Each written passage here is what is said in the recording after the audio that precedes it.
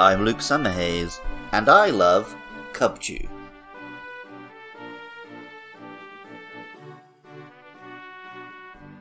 Polar bears are the largest bears alive on the planet today, and the most dangerous. They are amazing animals, pure white that lets them disappear among the ice and snow of the Arctic. Lethal predators, they are the only bear species which will naturally attack humans. Alas, the melting of the ice caps is reducing their natural habitat and food sources, making them an endangered species despite their incredible prowess.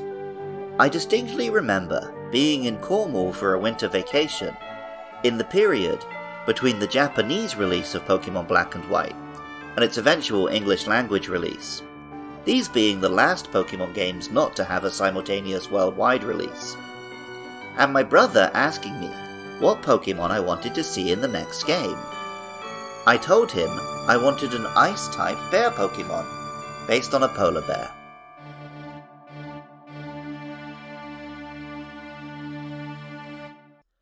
Cubchoo is a little blue and white bear cub Pokémon. It is indeed an ice type, with a big blue snot bubble bouncing under its nose, in the classic anime shorthand for a young kid. Pokémon Black tells us, when it's not feeling well, its mucus gets watery, and the power of its ice-type moves decreases. Pokémon White tells us, its nose is always running. It sniffs the snot back up because the mucus provides the raw material for its moves. And Black 2 and White 2 tell us, their snot is a barometer of health. When healthy, their snot is sticky, and the power of their ice moves increases. The English name, Cubchoo, combines a bear cub and achoo, the sound of sneezing. The Japanese name, Kumasyan, combines kuma, Japanese for bear, and kasyun, the Japanese for sneeze. Polar bears live in some of the coldest climates on Earth, where people would no doubt be sneezing. Ironically though, real-life polar bears actually have very clear noses. Their sense of smell is incredible, able to detect prey from vast distances, even hidden under the ice. The blocked nose can be mitigated when, at level 37, the mucus is frozen, and Cubchoo evolves into Beartic. Beartic is a tall, fearsome white polar bear, with a solid blue beard frozen into jagged icicles. Pokémon Black tells us, it can make its breath freeze at will. Very able in the water, it swims around in northern seas and catches prey. And Pokémon White tells us, it freezes its breath to create fangs and claws of ice to fight with. Cold northern areas are its habitat. And Black 2 and White 2 tell us, they love the cold seas of the north. They create pathways across the ocean waters by freezing their own breath.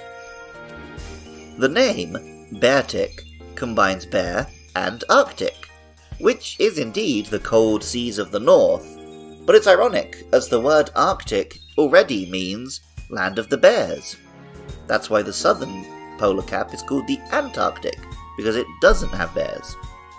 The Japanese name is similarly about a bear in an icy environment, being Tun Bear from tundra. Well, I'm back. Does Andy remember Gym 5 Paramount? And if he's from South Africa, then does he have any thoughts about him? Cubchoo.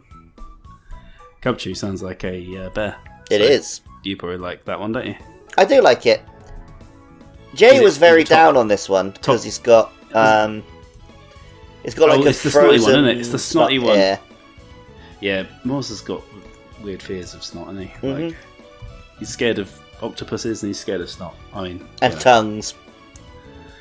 The guy's not going to get very far in life if he keeps being so scared of animals. It tends to be the evolved bears I like more than the cubs. Yeah, Beartic's up there. It's got a type. It's very I bear-like. mean, the best thing about Cubchoo is that it gives you a nice little reminder of WarioWare, and that's always a good time. Oh, there you go. Yeah, you can't complain about any WarioWare minigame ever, because, they're all great. Yeah, and even if they're not, they're over in 3 seconds, so... What are you moaning about? But Shut up. But they're never not, so shut up. How dare you even suggest that? Andy was right, of course. As a bear, I do like this Pokemon. I'd love to use a Beartic in Pokemon games more, but it's a tricky Pokemon to make work. Beartic hits hard and has good bulk, in exchange for being slow.